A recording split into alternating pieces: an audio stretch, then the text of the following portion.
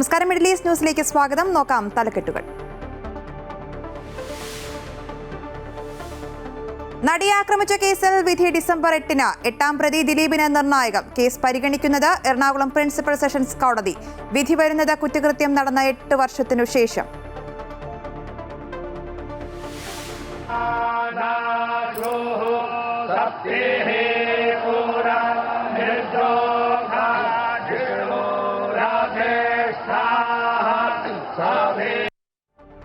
അയോധ്യ ശ്രീരാമക്ഷേത്രത്തിൽ ധ്വജാരോഹണം നിർവഹിച്ച പ്രധാനമന്ത്രി നരേന്ദ്രമോദി. രാമക്ഷേത്രം ഭാരതീയ സംസ്കാരത്തിന്റെയും പൈതൃകത്തിന്റെയും പ്രതീകമെന്ന മോദി. ചടങ്ങിൽ പങ്കെടുത്ത RSS സർസംഘചാലക് ഡോക്ടർ മോഹൻ ഭാഗവത് ഉൾപ്പെടെയുള്ള പ്രമുഖർ. ധ്വജത്തിലുയർത്തിയ കാവി പതാകയിൽ സൂര്യനും ഓംകാരവും കോവിദാര വൃക്ഷത്തിന്റെ ചിത്രവും.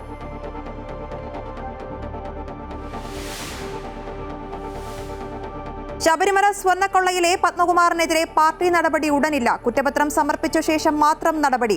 പത്മകുമാറിനെയും N വാസുവിനെയും പരോക്ഷമായി വിമർശിച്ച MV ഗോവിന്ദൻ. പാർട്ടി വിശ്വസിച്ച് ചുമതല ഏൽപ്പിച്ചവർ നീതി പുലർത്തിയില്ലെന്ന് സംസ്ഥാന സെക്രട്ടറി. നടപടിയെടുക്കാൻ CPM-ന് പേടിയെന്ന VD സതീശൻ. N വാസുവിന്റെ ജാമ്യാപേക്ഷയിൽ അടുത്ത മാസം 3-ന് വിധി.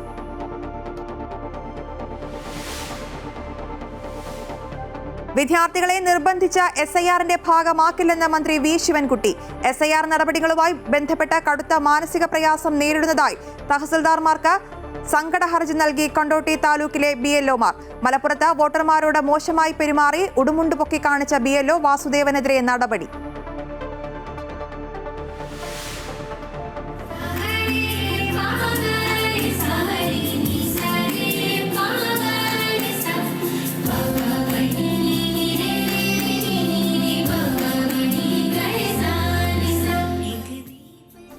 യൂറോപ്യൻ സന്ദർശനത്തിന്റെ ഭാഗമായി ലണ്ടനിലെത്തിയ സദ്ഗുരു ശ്രീമാതാ അമൃതാനന്ദമയി ദേവിക്ക് ഊഷ്മള സ്വീകരണം.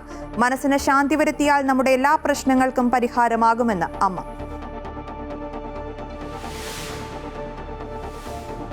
ഗുവാഹത്തി ക്രിക്കറ്റ് ടെസ്റ്റിൽ ദക്ഷിണാഫ്രിക്കയ്ക്കെതിരെ കൂറ്റൻ വിജയലക്ഷ്യം പിന്തുടരുന്ന ഇന്ത്യയ്ക്ക് 2-ാം ഇന്നിംഗ്സിലും ബാറ്റിംഗ് തകർച്ച. 4-ാം ദിനം 2 വിക്കറ്റ് നഷ്ടത്തിൽ 27 റൺസ് എന്ന നിലയിൽ T20 ലോകകപ്പിന്റെ ആദ്യ മത്സരം മുംബൈയിൽ. ഇന്ത്യ-പാകിസ്ഥാൻ മത്സരം ഫെബ്രുവരി 15-ന്.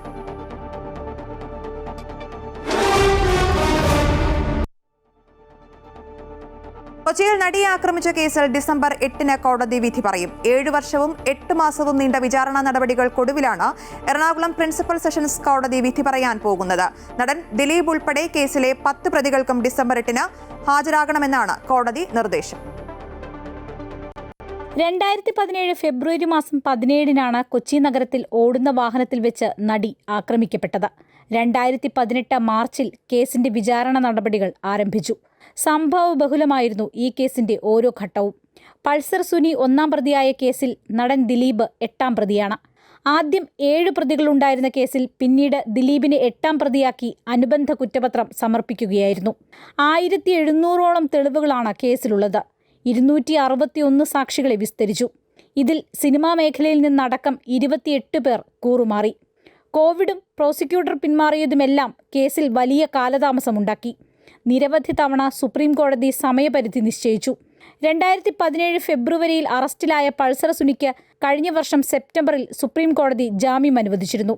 വിചാരണ നടപടി വൈകുന്നതിൽ കടുത്ത അതൃപ്തി അറിയിച്ചാണ് സുപ്രീം കോടതി ജാമ്യം അനുവദിച്ചത്. അതിനിടെ പ്രധാന തെളിവായ മെമ്മറി കാർഡിന്റെ ഹാഷ് വാല്യൂ മാറിയത് വിവാദമായി. 2024 ഡിസംബർ 11-നാണ് കേസിലെ അന്തിമവാദം ആരംഭിച്ചത്. 2025 ഏപ്രിൽ 7-ന് CBI അന്വേഷണം ആവശ്യപ്പെട്ടുള്ള ദിലീപിന്റെ ഹർജി ഹൈക്കോടതി ഡിവിഷൻ ബെഞ്ചും തള്ളി. മലയാള സിനിമാ മേഖലയെ ഇളക്കിമറിച്ച കേസാണിത്. വിമൻ ഇൻ സിനിമ കളക്റ്റീവ് എന്ന സംഘടനയുടെ പിറവിക്കും കേസ് കാരണമായി.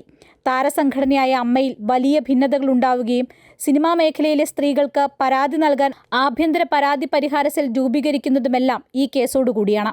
വർഷങ്ങൾ നീണ്ട നിയമയുദ്ധത്തിനൊടുവിലാണ് ഡിസംബർ 8-ന് പ്രിൻസിപ്പൽ സെഷൻസ് കോടതി വിധി പറയാൻ പോകുന്നത്. അമൃത ന്യൂസ്, കൊച്ചി. നൂറ്റാണ്ടുകളുടെ കാത്തിരിപ്പിന് വിരാമം. അയോധ്യയിലെ രാമക്ഷേത്രം അതിന്റെ പൂർണ്ണതയിലെത്തി. രാമക്ഷേത്രത്തിലെ ധ്വജാരോഹണം പ്രധാനമന്ത്രി നരേന്ദ്രമോദി നിർവഹിച്ചു. UP മുഖ്യമന്ത്രി യോഗി ആദിത്യനാഥ്, RSS സർസംഘചാലക് ഡോക്ടർ മോഹൻ ഭാഗവത് തുടങ്ങിയവർ ഉൾപ്പെടെയുള്ള പ്രമുഖരും സന്യാസി ശ്രേഷ്ഠരും ചടങ്ങിൽ പങ്കെടുത്തു. 30 അടി നീളമുള്ള ധ്വജത്തിൽ ഉയർത്തിയ കാവി നിറത്തിലുള്ള പതാകയിൽ സൂര്യനെയും ഓംകാരവും കോവിദാര വൃക്ഷത്തിന്റെ ചിത്രവും ആലേഖനം ചെയ്തിട്ടുണ്ട്. കോടിക്കണക്കിന് വരുന്ന ഹൈന്ദവ വിശ്വാസികളുടെ ആത്മാർപ്പണത്തിന്റെ ശബ്ദമാണ് രാമജന്മഭൂമിയിൽ മുഴങ്ങിയത്. 2020 തുടങ്ങിയ ശ്രീരാമക്ഷേത്രത്തിന്റെ നിർമ്മാണത്തിന്റെ പ്രാണപ്രതിഷ്ഠ നടന്നത് 2024. ധ്വജാരോഹണത്തോടെ ഇന്നത് പൂർണ്ണതയിലേക്ക് എത്തി. പ്രധാനമന്ത്രി നരേന്ദ്രമോദിയും RSS സർസംഘ ചാലക് ഡോക്ടർ മോഹൻ ഭാഗവതും ചേർന്ന് ധ്വജാരോഹണം നിർവഹിച്ചു. സൂര്യൻ, ഓം, കവിതാര വൃക്ഷം എന്നിവ ആലേഖനം ചെയ്ത കാവിപ്പതാക ഭാരതീയ സംസ്കാരം വിളിച്ചോതി ധ്വജത്തിൽ ഉയർന്നു നിന്നു.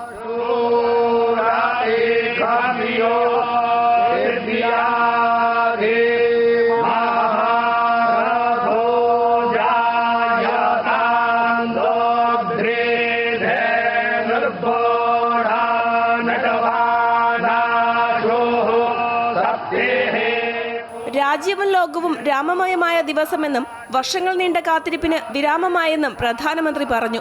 ആര് വിചാരിച്ചാലും രാമഭക്തരുടെ വിശ്വാസത്തെ തടയാനാകില്ലെന്നും അദ്ദേഹം കൂട്ടിച്ചേർത്തു. राम यानी जनता के सुख को सर्वोपरि रखना, प्रजा सुखत्वे चंद्रस्य. राम यानी धर्म और क्षमा का दरिया, वसुधाया क्षमा गुणे है. राम यानी ज्ञान और विवेक की पराकाष्ठा. ധർമ്മത്തിന്റെ കൊടിമരമാണ് ഉയർന്നിരിക്കുന്നതെന്നും രാമക്ഷേത്രത്തിന് വേണ്ടി ജീവൻ നൽകിയവർ സ്വർഗത്തിലിരുന്ന് സന്തോഷിക്കുന്നുണ്ടെന്നും RSS സർസംഘ ചാലക് ഡോക്ടർ മോഹൻ ഭാഗവത് പറഞ്ഞു. राम राज्य का ध्वज जो कभी अयोध्या में फहराता था और संपूर्ण विश्व में अपने आलोक से सुख शांति प्रदान करता था. പുതിയ യുഗത്തിലേക്കുള്ള യാത്ര തുടങ്ങിയെന്ന് ഉത്തർപ്രദേശ് മുഖ്യമന്ത്രി യോഗി ആദിത്യനാഥ് പറഞ്ഞു. और हर दिशा में राम राज्य की पुनर्स्थापना का दिव्य अनुभूति हो रही है. आज श्री राम लला की पावन नगरी आस्था और आधुनिकता की, आस्था एवं अर्थव्यवस्था के एक नए युग में प्रवेश कर चुकी है. രാവിലെ അയോധ്യയിലെത്തിയ പ്രധാനമന്ത്രി റോഡ് ഷോയ്ക്ക് ശേഷമാണ് ക്ഷേത്രത്തിലേക്ക് എത്തിയത്. രാംലല്ല ഉൾപ്പെടെ ഓരോ മന്ദിരങ്ങളിലും പ്രധാനമന്ത്രി ആരതി ഒഴിഞ്ഞു.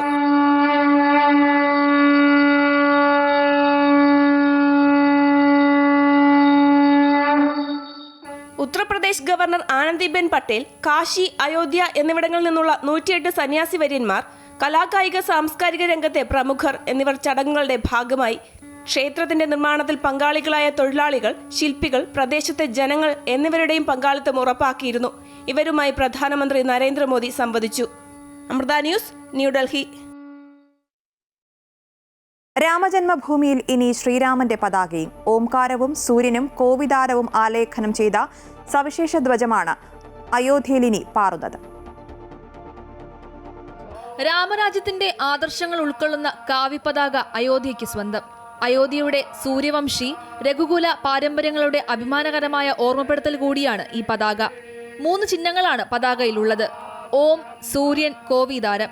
പതാകയിൽ ചിത്രീകരിച്ചിരിക്കുന്ന സൂര്യൻ ശ്രീരാമന്റെ സൂര്യവംശി പാരമ്പര്യത്തെ സൂചിപ്പിക്കുന്നു. വാൽമീകി രാമായണത്തിലെ പരാമർശമുള്ള വൃക്ഷമാണ് കോവിതാരം. ആദിമന്ത്രമാണ് ഓംകാരം. ക്ഷേത്രത്തിലെ ശിഖരത്തിലെ 191 അടി ഉയരത്തിലാണ് പതാക സ്ഥാപിച്ചത്. കാവി നിറത്തിൽ ത്രികോണ ആകൃതിയിലാണ് പതാക.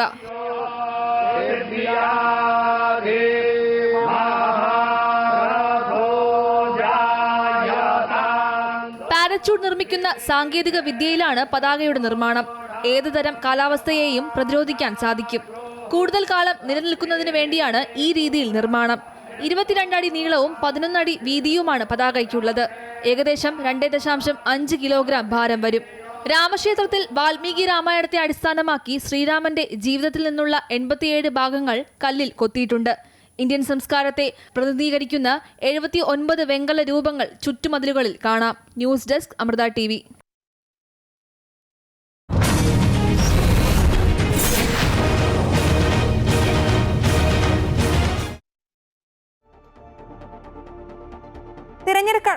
തിരഞ്ഞെടുപ്പ് അടുക്കുമ്പോഴും പ്രചാരണങ്ങൾ ചൂടുപിടിക്കുമ്പോഴും മുന്നണികൾക്കുള്ളിലെ തമ്മിൽ തല്ലും തർക്കങ്ങളും അവസാനിക്കുന്നില്ല.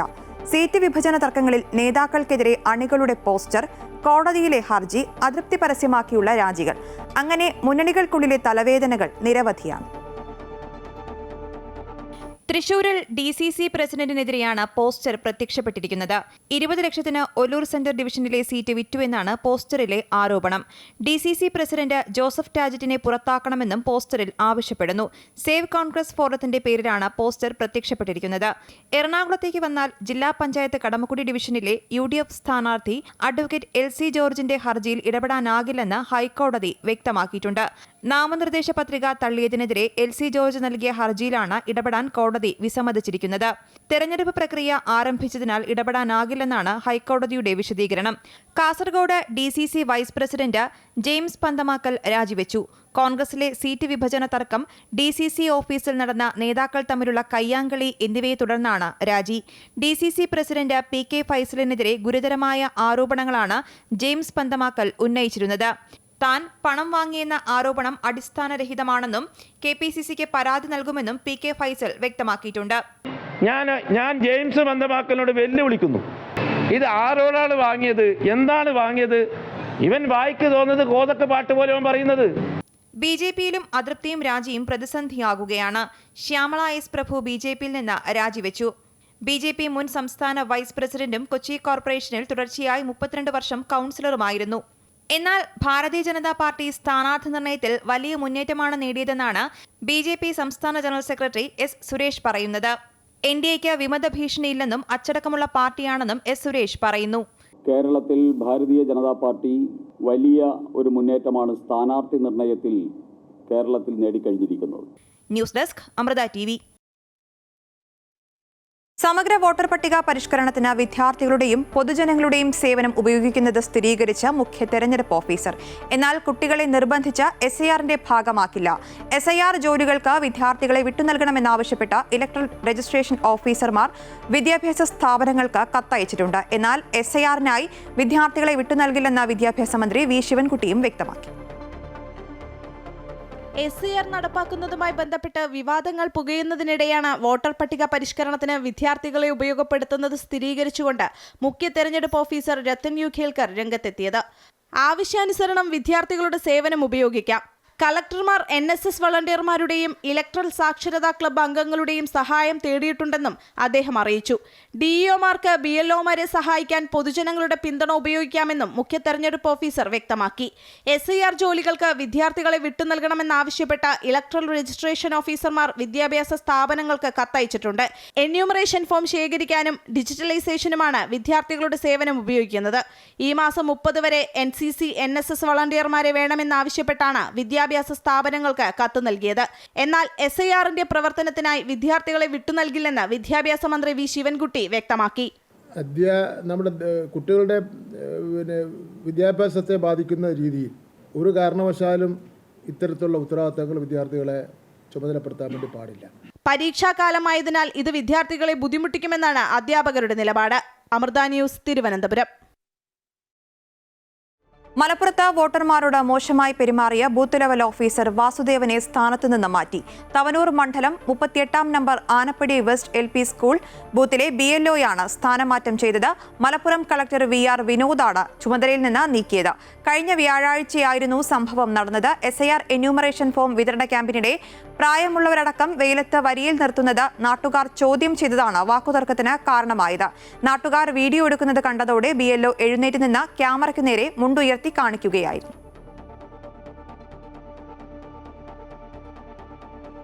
വോട്ടർ പട്ടിക പുതുക്കുന്നതുമായി ബന്ധപ്പെട്ട SIR നടപടിക്രമങ്ങൾ കടുത്ത മാനസിക സമ്മർദ്ദത്തിലാക്കുന്നതായി കാണിച്ച് മലപ്പുറത്ത് ബൂത്ത് ലെവൽ ഓഫീസർമാർ തഹസിൽദാർക്ക് സങ്കട ഹർജി നൽകി. കൊണ്ടോട്ടി താലൂക്കിലെ BLOമാർ സംയുക്തമായാണ് കൊണ്ടോട്ടി തഹസിൽദാർക്ക് ഹർജി നൽകിയത്. SIRുമായി ബന്ധപ്പെട്ട് ഉദ്യോഗസ്ഥർ വലിയ മാനസിക പ്രയാസം നേരിടുന്നതായും നടപടിക്രമങ്ങൾ BLOമാരുടെ തലയിൽ കെട്ടിവെച്ച് രക്ഷപ്പെടാൻ ശ്രമിക്കുന്നതായി സംശയിക്കുന്നുവെന്നും ഡിസംബർ 9 ഇറങ്ങുന്ന കരട് വോട്ടർ പട്ടികയിൽ പേരില്ലെങ്കിൽ പൊതുജനം BLOമാർക്കെതിരെ തിരിയുമെന്ന് തങ്ങൾ ഭയപ്പെടുന്നതായും പരാതിയിൽ പറയുന്നു. പരാതി തഹസിൽദാർ ജില്ലാ കളക്ടർക്ക് കൈമാറി.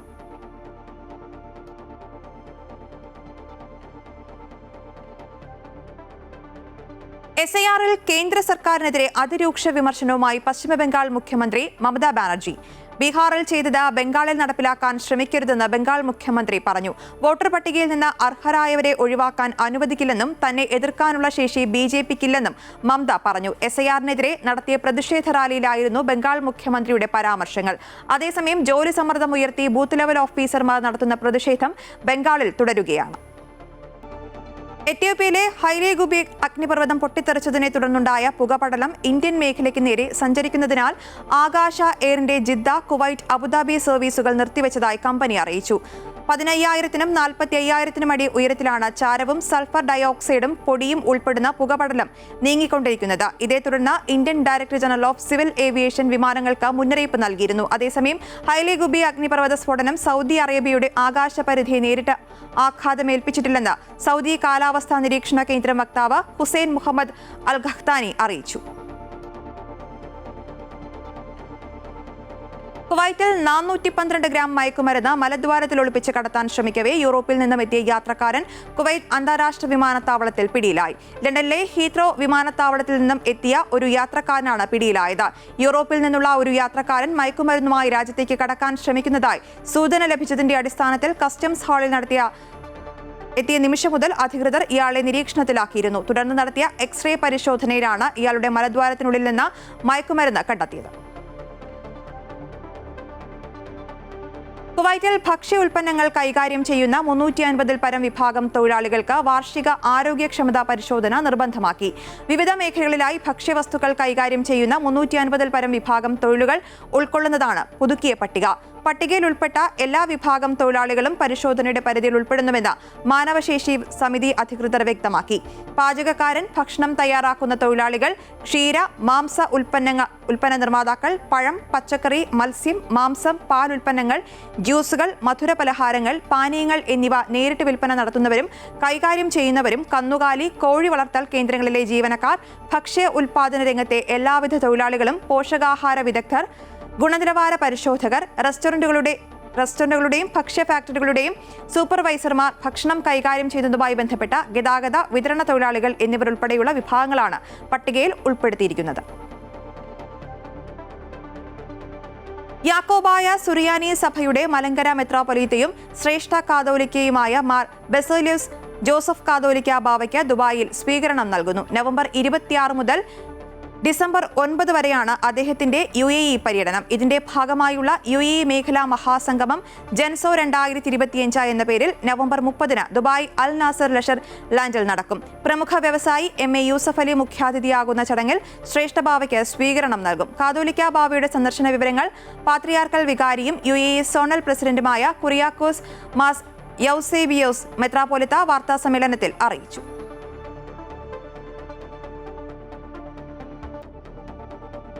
സൗദിയിലെ കിഴക്കൻ പ്രവിശ്യയിലെ ജുബൈൽ അബു ഹൈദരിയ റോഡിൽ ലോറി മറിഞ്ഞ ഇന്ത്യൻ ഡ്രൈവർ മരിച്ചു. ആന്ധ്രാപ്രദേശ് സ്വദേശി വെങ്കടേഷ് നാങ്കിയാണ് മരിച്ചത്. ലോറി റോഡിൽ നിന്ന് തെന്നിമാറി മറിഞ്ഞാണ് അപകടമുണ്ടായത്. തിങ്കളാഴ്ച വൈകിട്ടായിരുന്നു സംഭവം. ജുബൈൽ ജനറൽ ആശുപത്രി മോർച്ചറിയിൽ സൂക്ഷിച്ചിരിക്കുന്ന മൃതദേഹം ഔദ്യോഗിക നടപടികൾ പൂർത്തിയാക്കി നാട്ടിലേക്ക് കൊണ്ടുപോകും. കുവൈറ്റിൽ എണ്ണ ഖനനത്തിനിടയിലുണ്ടായ അപകടത്തെ തുടർന്ന് മലയാളി മരണമടഞ്ഞു. കണ്ണൂർ കൂടാളി സ്വദേശിയായ പിരപ്പൻ വീട്ടിൽ മുരിക്കൻ രാജേഷാണ് മരണമടഞ്ഞത്. 38 വയസ്സായിരുന്നു. കുവൈറ്റിലെ ഓയിൽ റിഗിൽ ജോലിക്കിടെയാണ് അപകടമുണ്ടായത്. കഴിഞ്ഞയാഴ്ച സമാനമായ ദുരന്തത്തിൽ തൃശൂർ ഇരിങ്ങാലക്കുട സ്വദേശി നടുവിൽ പറമ്പിൽ നിഷിൽ സദാനന്ദൻ, കൊല്ലം ശാസ്താംകോട്ട സ്വദേശി സുനിൽ സോളമൻ എന്നിവർ മരണമടഞ്ഞിരുന്നു. ഇതിന് പിന്നാലെയാണ് മറ്റൊരു മലയാളിക്ക് കൂടി ജീവൻ നഷ്ടമാകുന്നത്. മൃതദേഹം നാട്ടിലേക്ക് കൊണ്ടുപോകുന്നതിനുള്ള നിയമപരമായ നടപടിക്രമങ്ങൾ പുരോഗമിക്കുന്നു. കുവൈറ്റിൽ സ്വദേശി വീട്ടിലെ ജീവനക്കാരിയായ മലയാളി സ്ത്രീ മരണമടഞ്ഞു. ഇടുക്കി കാഞ്ചിയാർ തോട്ടത്തിൽ വീട്ടിൽ രശ്മിയാണ് അമീരി ഹോസ്പിറ്റലിൽ വെച്ച് മരണമടഞ്ഞത്. 47 വയസ്സായിരുന്നു. സ്വദേശി വീട്ടിൽ വെച്ചുണ്ടായ സ്ട്രോക്കിനെ തുടർന്ന് ഹോസ്പിറ്റലിൽ എത്തിച്ചുവെങ്കിലും ജീവൻ രക്ഷിക്കാനായില്ല. രശ്മി വിവാഹിതയാണ്. ഭർത്താവ് വിശ്വനാഥൻ. മൃതദേഹം നാട്ടിൽ കൊണ്ടുപോകുന്നതിനുള്ള നടപടികൾ OICC കെയർ ടീമിന്റെ നേതൃത്വത്തിൽ പുരോഗമിക്കുന്നു. ദുബായ് KMCCയുടെ ആഭിമുഖ്യത്തിൽ UAE ദേശീയ ദിനാഘോഷ ദിനത്തിൽ ഈദുൽ ഇത്തിഹാദ് ആഘോഷം സംഘടിപ്പിക്കുന്നു. ഡിസംബർ 2-ന് ഉച്ചയ്ക്ക് 2 മുതൽ രാത്രി 11 വരെ ദുബായ് സെഞ്ചുറി മാളിന് സമീപത്തെ ഷബാഹ് അൽ അഖ്ലി ക്ലബിലാണ് ആഘോഷ പരിപാടികൾ. മീഡിയ ഫാക്ടറി ഇവന്റ്സുമായി കൈകോർത്ത് നടത്തുന്ന ആഘോഷ പരിപാടികൾക്കായുള്ള ഒരുക്കങ്ങൾ പൂർത്തിയായെന്ന് ഭാരവാഹികൾ വാർത്താ സമ്മേളനത്തിൽ അറിയിച്ചു. പരിപാടിയിൽ 15,000 പേർ പങ്കെടുക്കുമെന്നാണ് പ്രതീക്ഷിക്കുന്നത്. UAE സാമ്പത്തിക ടൂറിസം മന്ത്രി അബ്ദുള്ള ബിൻ തൂഖ് അൽ മറി, പാണക്കാട് സയ്യിദ് സാദിഖ് അലി ശിഹാബ് തങ്ങൾ, MA യൂസഫ് അലി തുടങ്ങിയ പ്രമുഖർ ചടങ്ങിൽ പങ്കെടുക്കും. സൗദി ജർമ്മൻ ഹോസ്പിറ്റൽ ജിദ്ദയിൽ ജോലി ചെയ്യുന്ന ഇന്ത്യക്കാരുടെ നേതൃത്വത്തിൽ ഇന്ത്യൻ കൾച്ചറൽ പ്രോഗ്രാം 2025 എന്ന പേരിൽ ആഘോഷിച്ചു. നിരവധി രാജ്യങ്ങളിൽ നിന്നുള്ള ജീവനക്കാരുടെയും അതിഥികളുടെയും വലിയ പങ്കാളിത്തത്തോടെയാണ് പരിപാടി സംഘടിപ്പിച്ചത്. ജിദ്ദ സൗദി ജർമ്മൻ ഹോസ്പിറ്റലിലെ ഇന്ത്യൻ ജീവനക്കാർ നേതൃത്വം നൽകി നടത്തിയ 2K25 എന്ന പരിപാടി ചീഫ് നഴ്സിംഗ് ഓഫീസർ ഹാദി ഉദ്ഘാടനം ചെയ്തു. FMS ഡയറക്ടർ ജഗദീഷ് പരിപാടിയുടെ അവതാരകനായിരുന്നു. പരിപാടിയിൽ പരമ്പരാഗത ഇന്ത്യൻ നൃത്തങ്ങളും ആസ്പത്രി ജീവനക്കാർ അവതരിപ്പിച്ച ഗാനങ്ങളും ഉൾപ്പെടെ വൈവിധ്യമാർന്ന സാംസ്കാരിക പ്രകടനങ്ങൾ ഏറെ ശ്രദ്ധിക്കപ്പെട്ടു.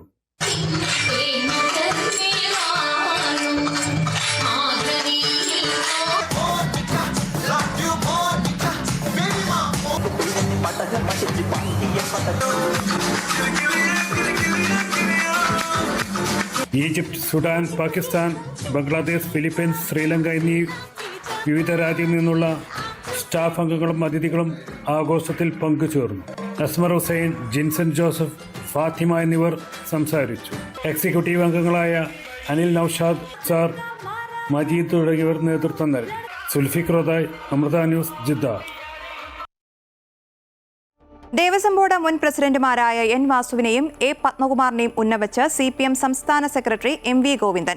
പാർട്ടി വിശ്വസിച്ച് ചുമതലയേൽപ്പിച്ചവർ പാർട്ടിയോട് നീതി പുലർത്തിയില്ല. കേസിൽ കുറ്റപത്രം സമർപ്പിച്ച ശേഷം ശക്തമായ നടപടിയുണ്ടാകുമെന്നും സംസ്ഥാന സെക്രട്ടറി വ്യക്തമാക്കി. ശബരിമല സ്വർണ്ണക്കൊള്ള കേസിൽ CPM പത്തനംതിട്ട ജില്ലാ കമ്മിറ്റി അംഗമായ A. പത്മകുമാർ അറസ്റ്റിലായതിനു ശേഷം ചേർന്ന ആദ്യ നേതൃയോഗത്തിലാണ് പരാമർശം. ശബരിമല സ്വർണ്ണക്കൊള്ളയിൽ പ്രതിയായ മുൻ ദേവസ്വം കമ്മീഷണർ N. വാസുവിന്റെയും തിരുവാഭരണം കമ്മീഷണറായിരുന്ന KS ബൈജുവിന്റെയും ജാമ്യാപേക്ഷയിൽ വാദം പൂർത്തിയായി. ഡിസംബർ 3-ന് N. വാസുവിന്റെയും നവംബർ 29-ന് KS ബൈജുവിന്റെയും ജാമ്യാപേക്ഷയിൽ വിധി പറയും. A. പത്മകുമാറിനായുള്ള അന്വേഷണ സംഘത്തിന്റെ കസ്റ്റഡി അപേക്ഷ നാളെ കോടതി പരിഗണിക്കും. കൊല്ലം വിജിലൻസ് കോടതിയാണ് ഇരുവരുടെയും ജാമ്യാപേക്ഷ പരിഗണിച്ചത്. N. വാസു വിരമിച്ചതിനു ശേഷമാണ് സ്വർണ്ണപ്പാളികൾ ഉണ്ണികൃഷ്ണൻ പോറ്റിക്ക് കൈമാറിയതെന്ന് പ്രതിഭാഗം വാദിച്ചു. തിരുവിതാംകൂർ ദേവസ്വം ബോർഡിന്റെ ഉത്തരവിറങ്ങിയപ്പോഴും വാസു ചുമതലയിലുണ്ടായിരുന്നില്ല. നടപടികൾ തുടങ്ങുന്നതിന് മുൻപ് തന്നെ N. വാസു വിരമിച്ചു. വാസുവിന്റെ അറിവോടെയല്ല ഒന്നും നടന്നതെന്നും പ്രതിഭാഗം വാദിച്ചു. മുരാരി ബാബു കൈമാറിയ കത്ത് ഉചിതമായ തീരുമാനമെടുക്കുന്നതിന് ബോർഡിന് കൈമാറുക മാത്രമാണ് N. വാസു ചെയ്തത്. അതിനെ ശുപാർശ ചെയ്തുവെന്ന് പറയാനാകില്ലെന്നും പ്രതിഭാഗം വാദിച്ചു. എന്നാൽ N. വാസുവിനും KS ബൈജുവിനും ജാമ്യം അനുവദിക്കരുത് എന്നാണ് പ്രോസിക്യൂഷൻ വാദം. 29-ന് KS ബൈജുവിന്റെയും ഡിസംബർ 3-ന് N. വാസുവിന്റെയും ജാമ്യാപേക്ഷയിൽ കൊല്ലം വിജിലൻസ് കോടതി വിധി പറയും. ശബരിമല സ്വർണ്ണക്കൊള്ളയിൽ N. വാസുവിനെ അറസ്റ്റ് ചെയ്തതിലൂടെ നിർണായക വിവരങ്ങളാണ് SITക്ക് ലഭിച്ചത്. കഴിഞ്ഞ ദിവസം റിമാൻഡ് കാലാവധി കോടതി വീണ്ടും നീട്ടിയിരുന്നു. ശബരിമല അഡ്മിനിസ്ട്രേറ്റീവ് ഓഫീസറായിരുന്ന മുരാരി ബാബുവിന്റെ ജാമ്യാപേക്ഷയിൽ നാളെയാണ് വിധി. ഏറ്റവും ഒടുവിൽ അറസ്റ്റിലായ A. പത്മകുമാറിനായുള്ള അന്വേഷണ സംഘത്തിന്റെ കസ്റ്റഡി അപേക്ഷയും കോടതി നാളെ പരിഗണിക്കും. Amrita news, Kollam. Saranamritham powered by Dhanlaxmi bank. Banking on relationships Forever.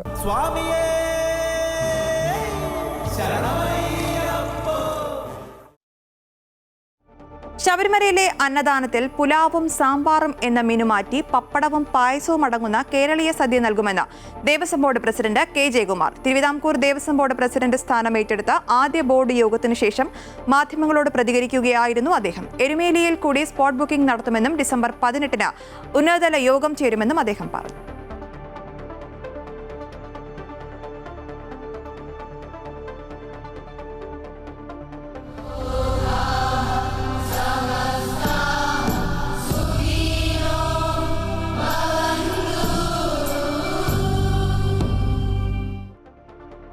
European സന്ദർശനത്തിന്റെ ഭാഗമായി ലണ്ടനിലെത്തിയ സദ്ഗുരു ശ്രീമാത അമൃതാനന്ദമയി ദേവിക്ക് ഊഷ്മള സ്വീകരണം. 3 ദിവസത്തെ സന്ദർശനത്തിനായാണ് അമ്മ ലണ്ടനിൽ എത്തിയത്.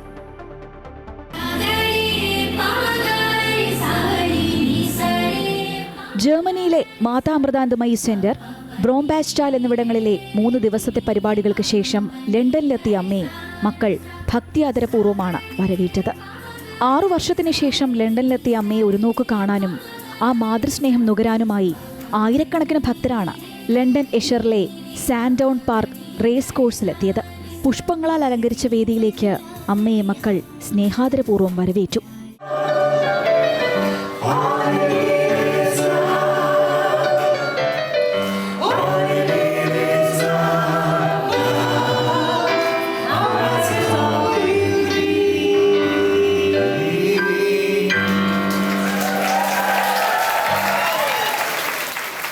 വേദിയിലെത്തിയ അമ്മയെ ലെസ്റ്റർ ഈസ്റ്റ് മണ്ഡലത്തിലെ പാർലമെന്റ് അംഗം ശിവാനി രജനീകാന്ത് രാജ, സാഹസിക യാത്രികയും എഴുത്തുകാരിയും 2012 ലണ്ടൻ പാരാലിമ്പിക്സിൽ വെള്ളി മെഡൽ ജേതാവുമായ ഡോക്ടർ കാരൻ ഡാർക്ക്, ബ്രിട്ടീഷ് സംരംഭകയും മുൻ ടെലിവിഷൻ അവതാരകയുമായ പോപ്പി ജെയ്മി എന്നിവർ ഹാരാർപ്പണം ചെയ്തു.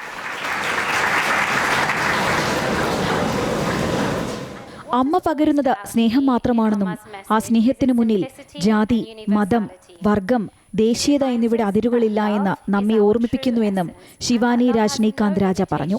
അമ്മയുടെ മാതൃകാപരമായ കാരുണ്യ സേവന പ്രവർത്തനങ്ങൾക്ക് അവർ നന്ദിയും അറിയിച്ചു. What has always stood out to me in Amma's message is its simplicity and universality. She reminds us that love is our true essence and that love has no limitations of caste, religion, race or nationality. Thank you for your example of this tireless service and for the humanitarian hope and comfort you continue to offer so many people around the world. ലോകശാന്തിക്കായി അമ്മയുടെ നേതൃത്വത്തിൽ പ്രത്യേക പ്രാർത്ഥന നടന്നു. മനസ്സിന് ശാന്തി വരുത്തിയാൽ നമ്മൾ അനുഭവിക്കുന്ന എല്ലാ പ്രശ്നങ്ങൾക്കും പരിഹാരം കാണാൻ പറ്റുമെന്ന് അനുഗ്രഹ പ്രഭാഷണത്തിൽ അമ്മ പറഞ്ഞു. യഥാർത്ഥ ധ്യാനം പരിശീലിച്ചാൽ മനസ്സ് ശുദ്ധമാകും, വ്യക്തിയും അതുവഴി ശുദ്ധീകരിക്കപ്പെടും. ഇതിലൂടെ ലോകത്ത് സമാധാനവും ശാന്തിയും കൈവരുമെന്ന് അമ്മ ഓർമ്മിപ്പിച്ചു.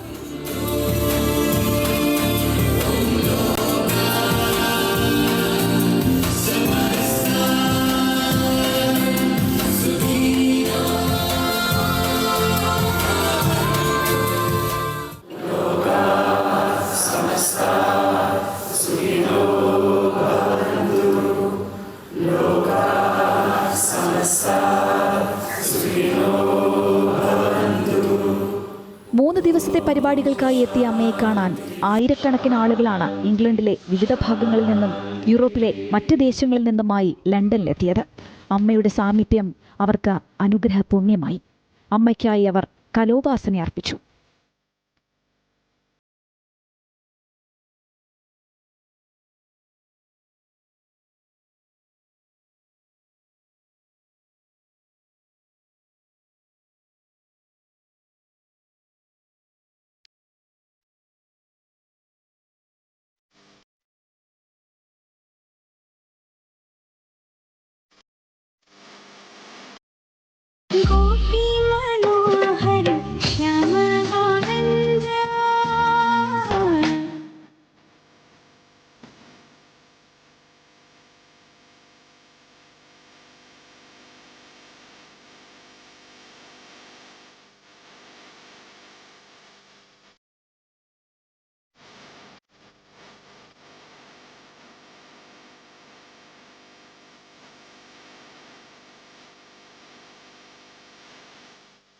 ലണ്ടനിൽ നിന്നും യൂറോപ്പ് സന്ദർശനത്തിന്റെ അവസാന ഘട്ടമായി നെതർലൻഡ്സിലേക്കാണ് അമ്മയുടെ യാത്ര.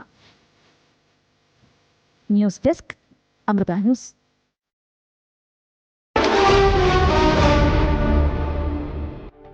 ഗുവാഹത്തി ക്രിക്കറ്റ് ടെസ്റ്റിൽ ദക്ഷിണാഫ്രിക്കയ്ക്കെതിരെ വിജയലക്ഷ്യം പിന്തുടരുന്ന ഇന്ത്യയ്ക്ക് രണ്ടാം ഇന്നിംഗ്സിലും ബാറ്റിംഗ് തകർച്ച. 549 റൺസിന്റെ വിജയലക്ഷ്യം പിന്തുടരുന്ന ഇന്ത്യ നാലാം ദിനം 2 വിക്കറ്റ് നഷ്ടത്തിൽ 27 റൺസ് എന്ന നിലയിലാണ് ക്രീസ് വിട്ടത്.